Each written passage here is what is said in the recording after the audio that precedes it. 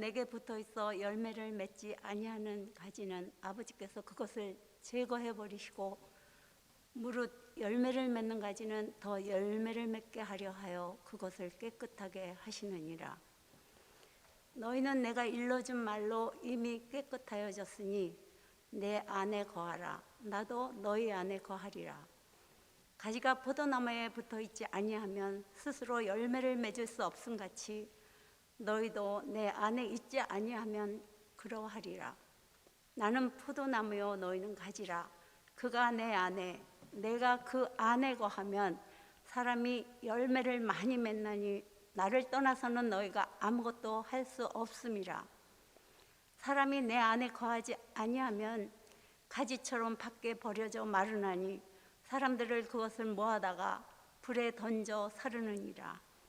너희가 내 안에 거하고 내 말이 너희 안에 거하면 무엇이든지 원하는 대로 구하라. 그리하면 이루리라. 너희가 열매를 많이 맺으면 내 아버지께서 영광을 받으실 것이요 너희는 내 제자가 되리라. 이는 주님의 말씀입니다. 아멘. 오늘 우리 평화한국과 함께하는 새일의 평화기도에 나오신 우리 성도 여러분 모두를 주님의 이름으로 축복합니다. 네, 서로 축복하십시다. 잘 오셨습니다. 축복합니다. 여러분 오셔서 감사하고요. 오늘 오실 때 또 우리 평화한국에서 여러 실무자분들이 같이 오셔서 같이 기도회도 참여하시고 또 오실 때 저 뒤에 여러분 보실 때 진열하신 것처럼 또 우리 선교를 위해서 귀하게 사용할 여러 가지 그 물품들 좀 가지고 오셨는데 여러분 기도회 마치시고 돌아가실 때 좀 관심 가지시고 또 구입도 해주시고 함께 기도해 주시면 감사하겠습니다. 그리고 이따 우리 영상도 보셨지만 특별히 합심해서 기도할 때 우리 북한에 억류되어 있는 세 분 선교사님들 위해서도 꼭 함께 기도하는 그런 시간을 가졌으면 좋겠습니다. 그리고 또 이 자리에 오신 분들이 우리가 남산에 기도지기들이시니까 우리 교회에서 또 5월 31일까지 세일의 릴레이 기도회 하는 이 나라 민족을 위한 릴레이 기도회 또 우리 성령 충만 받기 위해서 계획하는 이 기도회도 많이 참여하시고 많이 신청해 주시고 함께 해 주시면 감사하겠습니다. 오늘 우리에게 말씀을 전해 주실 정종기 목사님은 지금 우리 교회에서 매월 한 번씩 모이는 기독교 통일 포럼 여기 사무총장으로서 실제적으로 이끌어가고 계시고 또 그동안에 통일 선교 전문가세요. 아세안 합신학대학에서 오랫동안 통일 선교 교수로 가르치셨고 지금은 이제 또 새로운 잡이 있어서 이제 연구 교수로 이렇게 수고하고 계십니다만 또 목회도 하시고 그러시다가 지금은 고신총회 통일 선교 원장으로다가 수고하세요. 그래서 이제는 또 교단을 위해서 또 전 세계적으로 통일 선교를 위해서 많은 일을 하고 계신 귀한 목사님이십니다.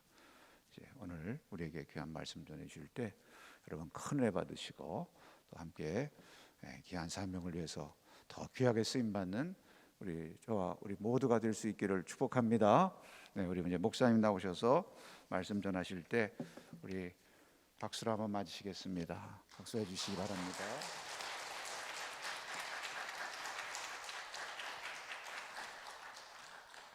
감사합니다. 소개받은 정종기 목사입니다. 이제 15일차 새일의 평화기도회를 하나님께 올려드립니다. 이제 15일차 이제 평화한국에서 새일의 기도회 시작하는데요. 평화한국에서 지금 이 기도회를 계속 지속하고 있다는 것 너무 고맙고 감사합니다. 이제 한국 교회가 이제 북한을 향하여서 무엇을 해야 되느냐 하는 질문을 많이 듣는데 이 질문의 답은 기도부터 시작해야 된다라고 하는 거예요. 이유가 뭐냐면은 우리가 할 수 있는 종이의 신분, 청지기의 신분도 있지만은 하나님과의 관계가 제일 먼저이거든요. 그러니까 하나님과의 관계에서는 좀 대화가 돼야 되죠. 다시 말하면 소통이 돼야죠. 지금 저도 이제 아직 나이는 어렵니다만은 이제 아이들이 이제 30대 이렇게 다 큰 아이들인데 걔네들하고 대화가 잘 안 돼요. 그래서 요즘 이제 20대 아이들하고는 통 대화가 안 돼가지고 제가 책을 하나 읽었어요.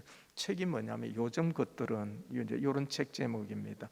요즘 것들은. 그게 20대들에 관한 책이에요. MZ 세대에 관한 책인데 소통이 안 되니까요. 그래가지고 할 수 없이 걔네들이 누구지 하는 것에 대해서 지금 제가 먼저 공부를 하고 있는 그러한 형편입니다. 하나님이 저희들하고 대화를 하고 싶으셔 갖고 공부하고 계신다 이러면 기가 찬 일이잖아, 그죠? 뭐 하나님과 우리와 소통을 해야 되는데, 근데 이제 우리가 먼저 하나님과의 소통을 해야죠. 그게 기도잖아요. 그래서 지금 평화한국에서 한반도 위해서 그리고 북한을 위하여서 이렇게 기도 운동을 매년 지속해 온다는 것, 이건 너무 놀라운 일이에요. 이렇게 꾸준히 한다는 것도 너무 놀랍고요. 이제 이게 끊이지 않고 지속되어졌으면 좋겠다 하는 이런 마음을 가져봅니다. 남산교회는 이제 뭐 제가 지금 이 교회에 출입한 지가 좀 오래된 것 같은데요. 이렇게 여러분들을 뵙게 돼서 너무 반갑습니다. 늘 오고 싶었고 뵙고 싶었고 그리고 말씀 나누고 싶었는데 오늘 이 시간이 주어져서 하나님께 감사를 드려요. 그런데 사실 여러분들은 이미 북한에 관한 정보, 북한 내지에 관한 이해, 탈북민, 탈북자들에 대한 상황, 참 많은 분들, 전문가들과 사역자들과 그리고 실제 북한에 응료됐다 나오신 분들, 그리고 북한에서 나온 북한 탈북민들, 이런 분들을 통하여 많이 들었단 말이에요. 그래서 어느 교회보다도 더 많은 정보를 가지고 계신 분들이 여러분들입니다. 그래서 오늘 북한에 대한 상황이 어떻다 이런 내용보다는 하나님의 마음은 무엇일까, 한반도를 향한 하나님의 마음이 무엇이며 그리고 북한 주민들을 향한 하나님의 마음은 무엇인가, 이것에 대해서 잠시 주어진 시간만큼 이야기를 나눠볼까 그렇게 싶습니다. 사실 제가 학교에서 오래 지내다 보니까 이게 설교하다 보면 가끔 강의가 되는 경우가 있어요. 그래서 혹시 그렇게 나간다 하더라도 조금 양해해 주시기 부탁을 드립니다. 지금 이제 2021년도에 평화한국에서 세일의 기도회의 본문을 잡은 것이 요한복음인 것 같아요. 그래서 이제 이 교회에 주어진 것 분량이 15일째가 되다 보니까 요한복음 15장의 내용을 가지고서 말씀을 나눠달라 이런 요청인 것 같은데요. 15장의 내용을 보게 되면 크게 세 부분으로 나누어진다 보시면 돼요. 이제 1절에서 8절까지는 열매에 관한 이야기가 나와요. 그리고 9절에서는 쭉 이어지는 것이 그 열매에 이어서 바로 나오는 단어가 사랑이라는 단어예요. 그리고 맨 마지막에서는 뭐라고 되어 있느냐면 그럼에도 불구하고 많은 사람들의 핍박을 받을 거다, 이런 거. 요게 이제는 15장의 전체의 내용이다 이렇게 보시면 됩니다. 이제 이거를 조금 요약해서 이야기를 하게 되면은 하나님은 이제 농부시고 예수님은 포도나무고 우리는 가지다, 여기에서 설정이 시작이 되잖아요. 그러면 이제 우리는 가지라고 하는 것에서 시작이 되는데 이 가지는 따로 떨어져 있으면 불쏘시개 외에는 쓸모가 없는 거예요. 그러니까 쓸모가 있으려고 하면은 바로 포도나무 원료에 붙어 있어야 된다. 이게 2절입니다. 그런데 4절에 가게 되면은 떨어져 버리면은 불쏘시개 외에는 쓸모가 없다. 이제 이걸 이야기를 하는 것이죠. 그런데 여기에서 한 가지 이제는 예수님께서 제자들에게 하시고 싶었던 것이 뭐냐 하면은 니네들이 떨어져 있어서 불쏘시개가 될래? 그렇지 않으면 나와 함께 해서 이게 연합하고 붙어 있는다는 거잖아요. 붙어 있어 갖고 열매 맺을래? 이거 지금 질문하고 있는 것이거든요. 사실 우리 열매 맺고 싶지요. 좋은 열매, 많은 열매 맺고 싶잖아요. 이게 그리스도인들의 마음은 다 똑같은 것 같은데요. 누구든지 다 내가 그리스도의 사람, 예수의 사람이니까 예수님으로 말미암아 열매 맺고 싶습니다. 이게 우리의 기도잖아요. 근데 구약에 보게 되면 열매에 대해서 뭐라고 해놨냐면 창조 때부터 하나님이 열매를 만들어 주셨어요. 근데 사람의 역할은 뭐냐면 열매를 만들어내는 자가 아니고 열매를 맺는 자가 아니고 열매를 따먹는 자였어요. 근데 하와가 열매를 따먹을 때 실수해버렸잖아요. 잘못된 먹지 말아야 될 열매를 따먹고 엄청난 결과를 놓아버렸잖아요. 그런데 오늘 본문은 네가 열매를 어떻게 따먹을래 이런 말씀이 아니고 네가 어떤 열매를 맺을래 이 말씀이에요. 말씀이 달라버려요. 그래서 이제 고민이 되는 거예요. 어떤 열매를 따먹을래 이러면은 선한 열매 아니면 이제 악한 열매를 구분해 가지고 먹을 건 먹고 버릴 건 버린다 이렇게 쉽게 접근하면 되는데 네가 어떤 열매를 맺을래 이래 버리면은 그때부터는 나에게 책임이 돌아오잖아요. 내가 어떻게 해야 되지? 이제 여기서부터 그리스도인들의 고민이 생기기 시작합니다. 기독교인들의 삶의 고민이 바로 저는 이것이라고 봐요. 여러분들이 살아오는 과정에서의 결과라는 게 있잖아요. 그 결과를 돌이켜보면 어떤 열매가 분명히 나타날 텐데 그 열매에 따라서 나중에 하나님이 보시고 책망하시든지 칭찬하신다 하면 여러분 어떻게 하시려냐라고 하는 거예요. 사실 우리는 자녀들을 열매라고 우리는 표현을 많이 하잖아요. 내 자녀들이 어떤 모습이 되느냐에 따라서 부모의 열매가 이렇다라고 결과를 맺는 것과 똑같은 것이거든요. 그래서 열매를 어떻게 맺어야 될 것인가 하는 것은 우리가 고민 되게 많이 해야 되는 부분 중에 하나입니다. 그런데 이 8절에 가게 되면은 이 열매를 그래 맺는다고 하는 것에 대해서 이것이 바로 아버지께 영광이 된다는 말을 탁 던져버려요. 그러고 보면은 연관성이 하나 있는 거예요.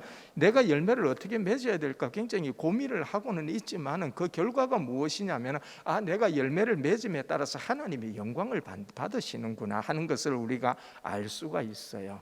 그래서 우리는 열매 맺어 나가는 거예요. 왜냐하면 사람의 첫째 되는 계명이 무엇이냐라고 질문하면 우리는 누구나가 답을 하나님을 영화롭게 하고 그에게 영광을 돌려드리고 그를 기쁘게 하는 것입니다. 이렇게 우리가 이야기를 하고 있잖아요.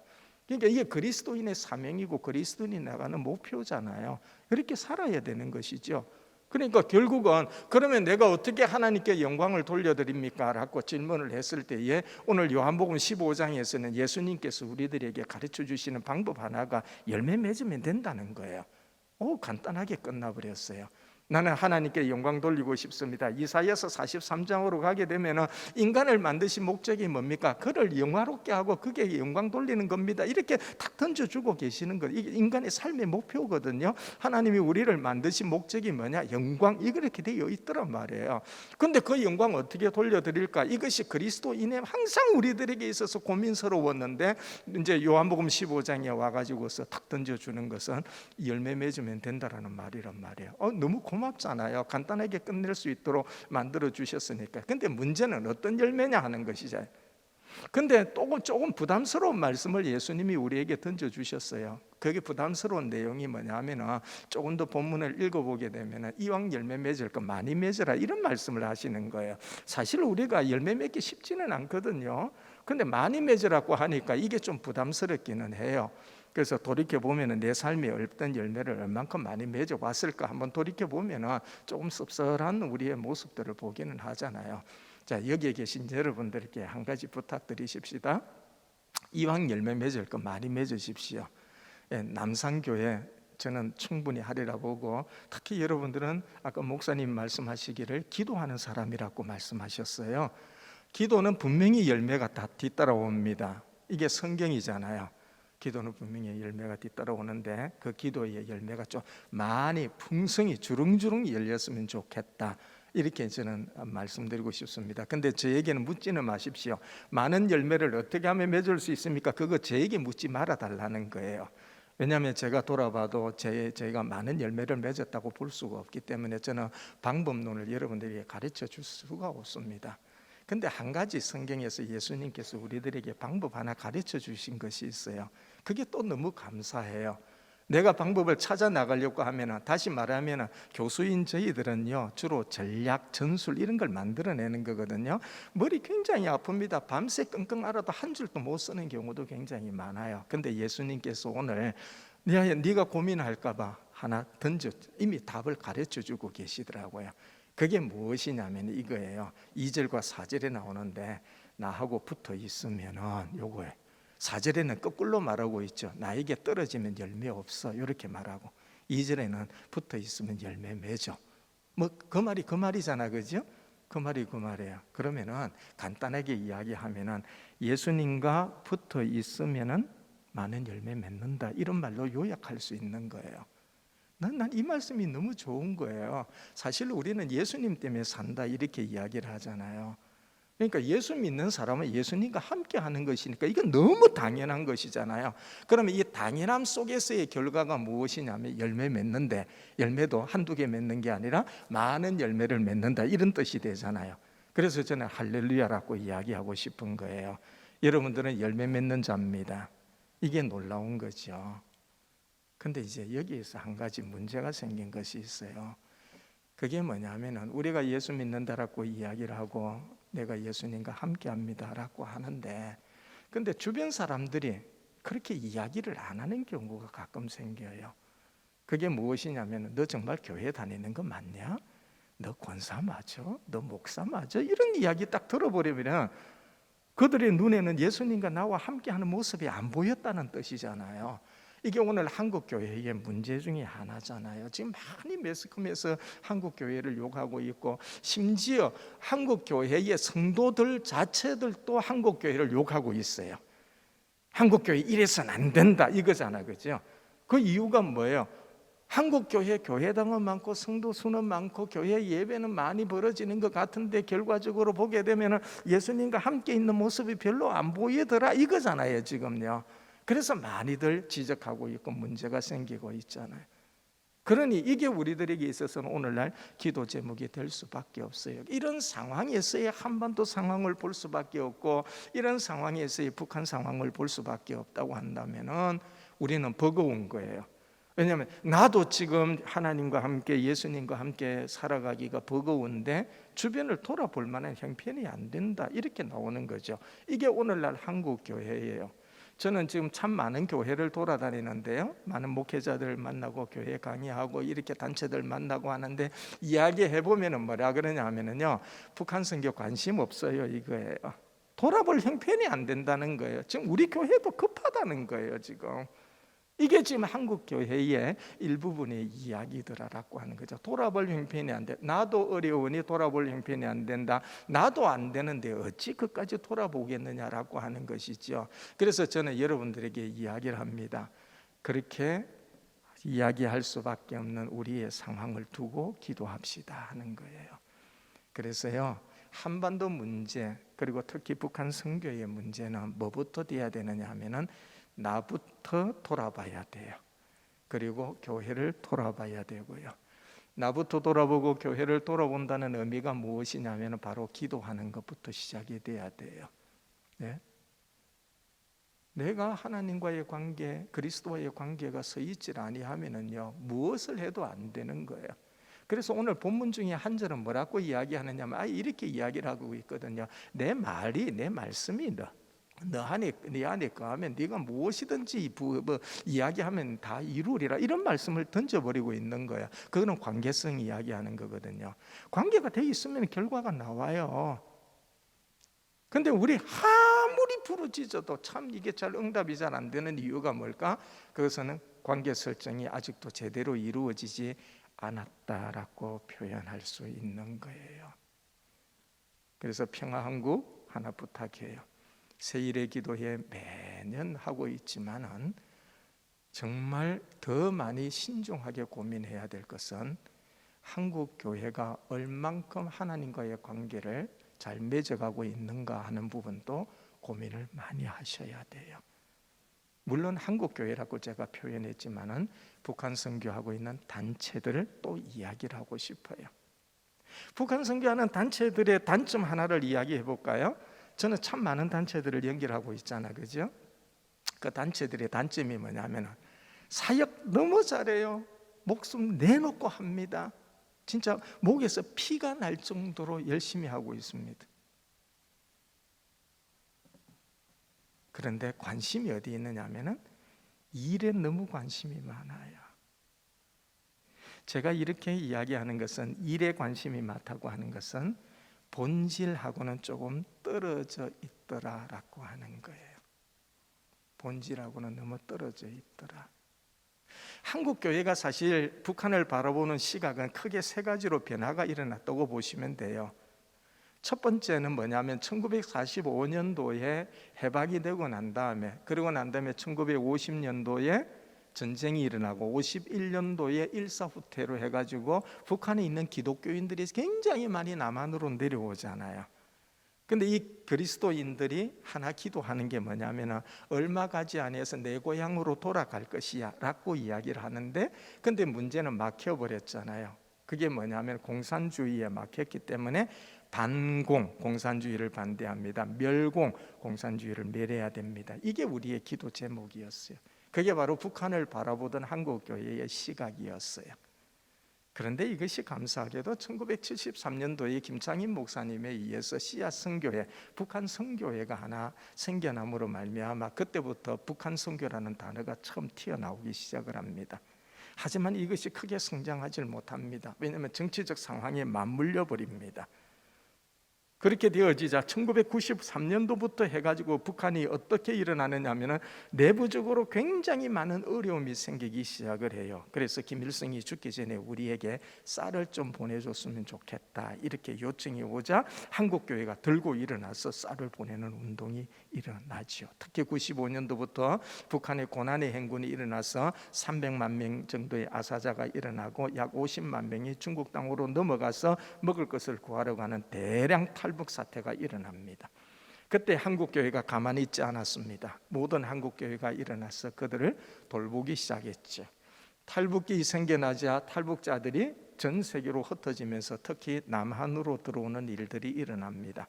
그래서 우리는 그들을 이제 북한 이탈 주민, 세터민, 북향민 여러 가지의 단어로 쓰지만은 지금 탈북민이라고 주로 호칭을 하면서 그들을 받아들이기 시작하고 각 교회가 그들을 돕기 시작을 했습니다. 그때 바라봤던 것이 뭐냐면 그 예전에 반공 멸공으로 북한을 바라봤다가 이제 탈북민들을 바라보면서 너무 불쌍한 사람들이 우리에게 왔구나 해서 구제의 차원으로 바라보았지요. 그런데 여기에서 한국교회의 문제가 드러납니다.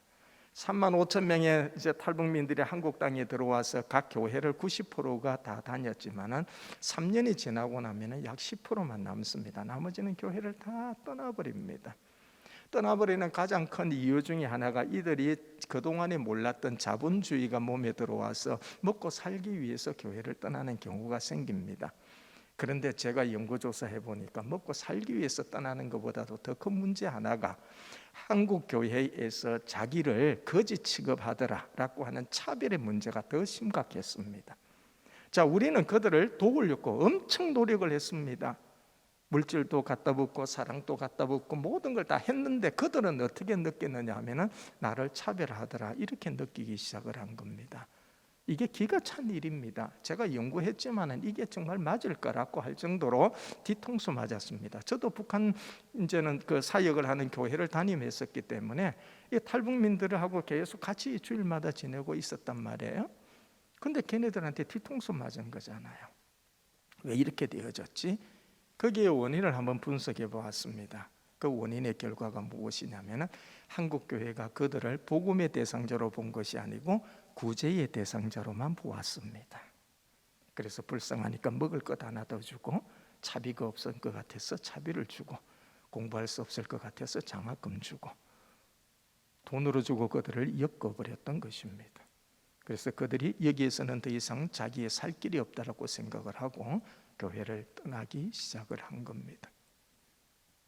자, 저는요, 제가 왜 이런 우리의 아픈 이야기를 할 수밖에 없느냐 하면은 한국 교회가 이제는 어떻게 해야 될 것인가, 어떤 열매를 맺어야 될 것인가 라고 했을 때에 열매를 맺기 위해서는, 한반도 안에서의 열매를 맺기 위해서는 그리스도와 함께 연합하고 붙어 있어야 되는데, 이게 본질인데 이것 하기 위해서 우리가 뭔가를 해야 되는데 뭐를 더 열심히 하더라? 그냥 주변에 땅 파고 거름 주고 가지 치고 하는 이런 것에 너무 많은 일을 하고 있었더라라고 하는 거예요. 그러니까 일과 사역에 너무 많은 일을 하고 본질인 그리스도와 연합하고 붙어야 되는 이 부분에 대해서는 별로 관심을 두지 아니했더라라고 하는 거예요. 제가 가지고 있는 성경책은 북한에서 나온 성경책입니다. 이게 이제 조선 그리스도 연맹 중앙위원회에서 이제 발행한 책인데요. 이 성경책이 북한의 주체 사상으로 만들어졌다든가 이런 것이 아닙니다. 우리나라에 공동 번역이 있습니다. 공동 번역을 북한에서 가지고 들어가 가지고 그곳에서 자기들 나름대로 단어 좀 바꿔가지고서 내놓은 성경이 여기 그 북한 성경이다, 이렇게 보시면 됩니다.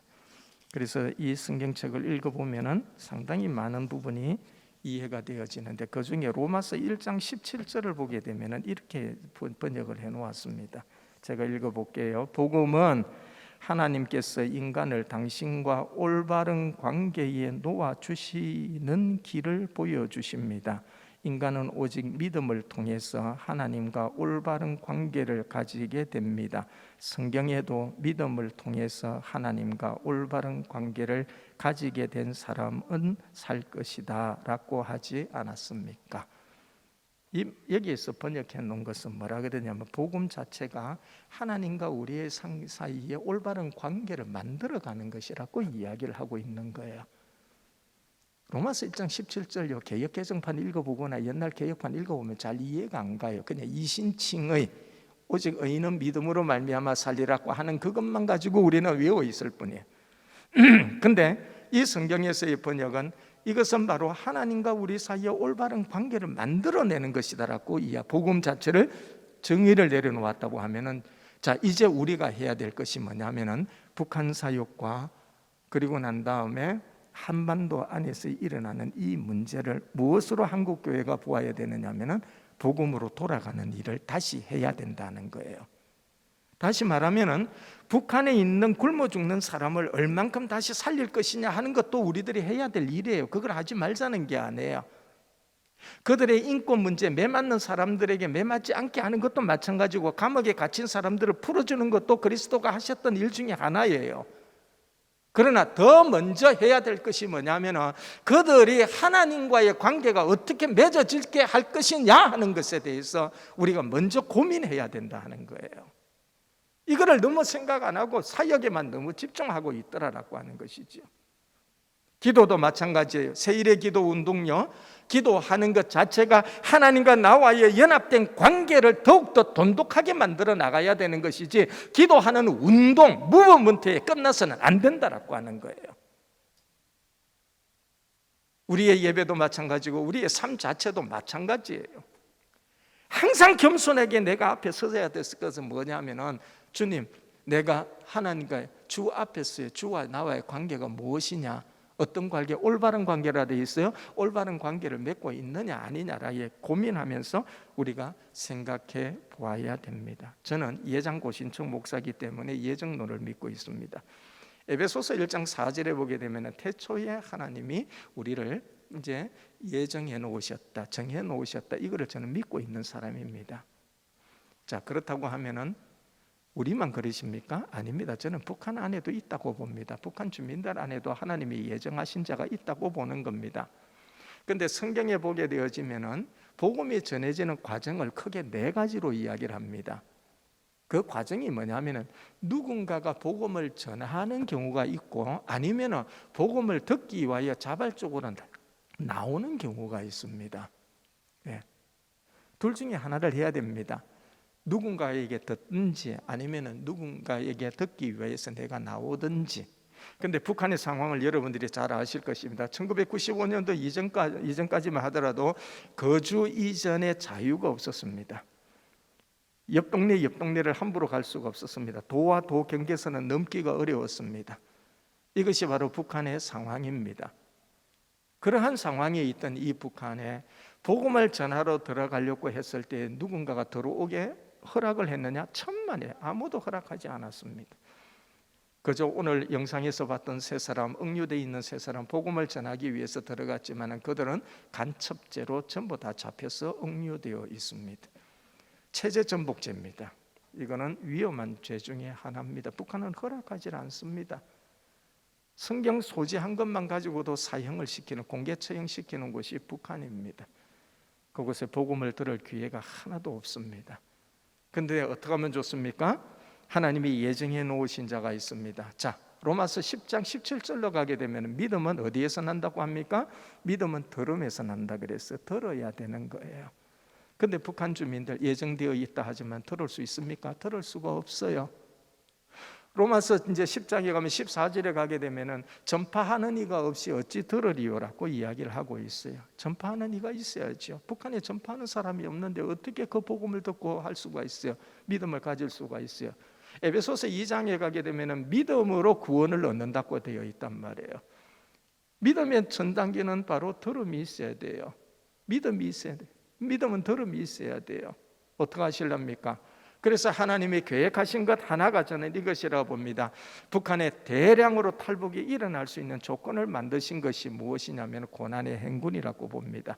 그들을 억지로 중국 땅으로 보내고, 중국 땅에 보내서 그들의 대다수가 선교사들을 만나게 되어지고, 선교사들을 만나서 복음을 듣고, 그 중에 하나님이 한국 교회에 복음을 전하기 위해서 맡기신 사람 3만 5천 명을 이곳으로 보내셨다. 저는 그리 보고 있습니다. 그렇다고 하면 이제 우리는 탈북자, 탈북민에 대한 관점을 바꿔야 됩니다. 그들이 그곳에서 먹고 살지 못해서 또 억압에 억눌려서, 독재에 억눌려서 그래서 탈출한 사람으로 보지 말고, 하나님께서 복음을 전하기 위하여서 믿음을 갖고 구원시키기 위하여서 하나님이 데리고 나와 한국교회에 맡기신 자들이 탈북민들이다. 이런 관점으로 우리는 바꿔야 될 때가 지금입니다. 그래야 어떻게 되느냐면 하나님과 우리 사이가 연합되어질 수 있기 때문에 그렇습니다. 제가 시간을 좀 볼게요. 설교가 26분까지네요. 찬송까지 26분, 4분 남았습니다. 시간 지켜줘야 안 되겠습니까? 그죠? 자, 오늘 제가 하고 싶었던 이야기는 그겁니다. 요한복음 15장에 보니까 예수님의 마음이 있어요. 그 마음이 뭐냐면은 가지 너희들과 연합해라, 함께 하기를 원한다는 거예요. 함께 한다고 하는 것이 바로 믿음이거든요. 그 믿음을 가지려면 복음이 전해져야 되죠. 근데 북한 사람들에게 복음이 전해질 수 없으니 하나님은 그들을 데리고 나오셨어요. 데리고 나와서 어디에다 맡겼냐면 한국 교회에 맡기셨다. 그들이 바로 탈북민이다라고 하는 것이 저의 말씀의 요지입니다. 그러면 결국 우리는 어떤 열매를 맺는 겁니까? 탈북민들에게 복음 전하는 것, 그들이 예수 믿는 그 열매를 우리가 바라보는 거예요. 남산교회 탈북민들에게 복음 전해서 그 열매가 많아졌으면 좋겠습니다.